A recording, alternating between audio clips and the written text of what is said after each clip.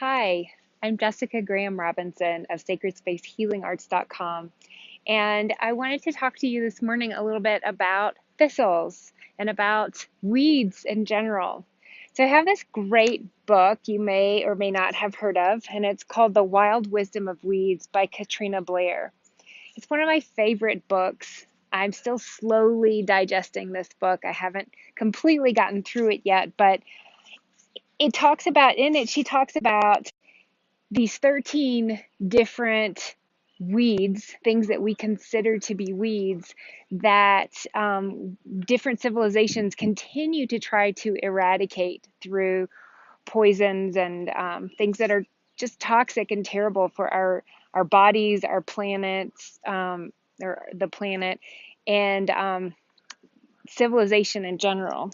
And so she goes into detail ecologically about that, but she chose these 13 herbs, which people also call weeds, because these are some of the ones that grow all over the world and near civilization, and they're some of the most beneficial. And so I'm skipping to the last one to talk to you about thistle today.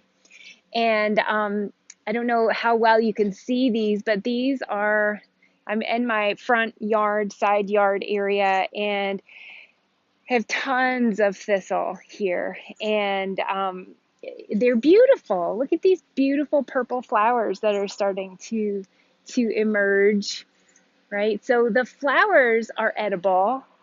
The leaves are edible, the stems are edible, the roots are edible. And because these plants are so resilient, that's one of the things that makes them so beneficial for us to ingest. And I wanted to just talk a little bit about them. So we've got different seasons for different parts of the plant that are, where they're more beneficial. So spring, earlier in the spring, is the best time to harvest the leaves, although I'm still doing it here, even though it's July, late July at that. But I do live in the mountains, so in some places, if you have thistle, the leaves might already be too tough to be ingesting.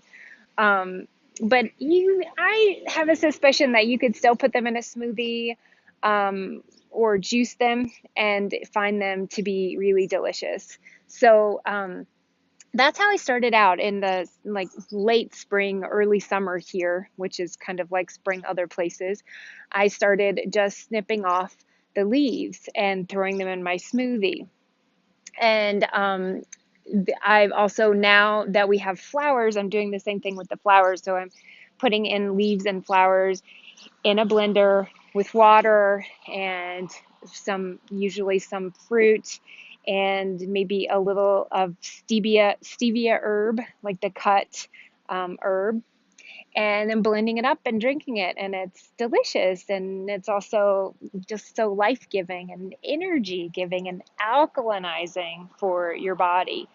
So my plan now is to continue doing this for as long as I can, but as they start to flower and get even hardier, my plan at this point is to start harvesting the whole plants, so that I'm going to probably snip them at the bottom, turn them upside down, and dry them so that I can then grind them into a powder and have them for smoothies for through the winter when I don't have these lovely, beautiful blooming plants.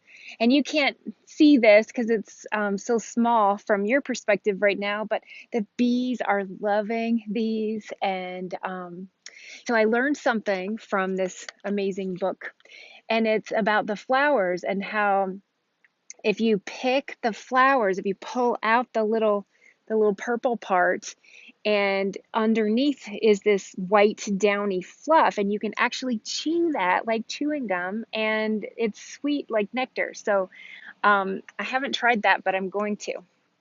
I just learned about it. So I wanted to read a little piece from here. So thistle teaches us about clear boundaries. The prickles are only intimidating when you are careless and grab or touch them without paying attention to grace.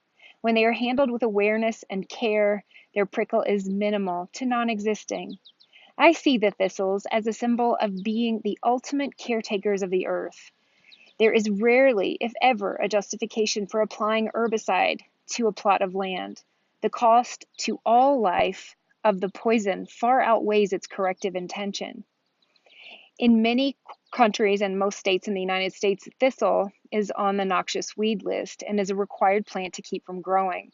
But by applying poison to them to remove them, we only create more harm. It is a tragedy to all life and a negative use of our energy to think in terms of eradication of any species. Thistles are not invaders, but rather good caretakers of land. They aerate the soil, provide a rainbow of nutrients back into the topsoil each year, provide nectar for the bees and wild pollinating insects, and are very beneficial resources of both food and medicine. And she goes on to talk about like how if we leave these plants alone, nature has a plan that thistles don't grow and take over an area forever. So right now, if you can see, there's a huge area in this corner of my yard that is just all thistle. And so what she's saying is it it brings back, it's one of the first plants that comes back to soil that's been like that's nutrient deficient, that's not really good for anything. And it brings back nutrients to the soil, it aerates the soil, and it makes it so that after this thistle has had its time in the earth here, that it will naturally be overtaken by another plant that like is going to be able to thrive on the nutrients that the thistle created. So it's not like if you leave nature alone, disaster is going to happen. We should be able to kind of know that just from experience. Like sure, disasters happen or things that seem like disaster happen, but oftentimes if we just watch, there's a progression that's natural and it's evolving and it's good. So, if you have thistles in your yard, if you harvest them, you can keep them in check so that they don't, take over your yard. Um, and so, anyway, thanks for listening. I'm just learning about all of this stuff myself, and I'm happy, so happy to be able to take advantage of these this year. Last year, I was just on the cusp of learning about it, and by the time I'd learned what to do, it was already fall. The plants were brown, and I wasn't able to use them anymore. Of course, if I had known, I could have used their root because their root is also very beneficial medicinally, and it's edible, and it's just yummy. You could make tea out of it. Um, there's she has several recipes for each herb, and one of the ones that she sells at the farmers market in her little place is making chai out of the roots. So it sounds lovely. I haven't tried that yet. So also dandelions, that's one that's more common that people seem to know about. Dandelions oftentimes just grow in your yard or the field, and as long as you're not spraying them, you could be benefiting from those. You could be just pinching off the greens, throwing them in a smoothie or your salad, or sauteing them. You could be even eating the flowers or using them in baking.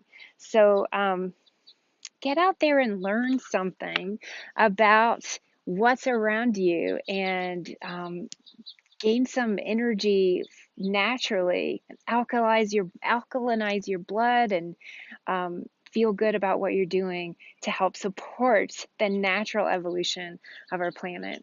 So thanks for listening, and happy week, and happy eating your weeds.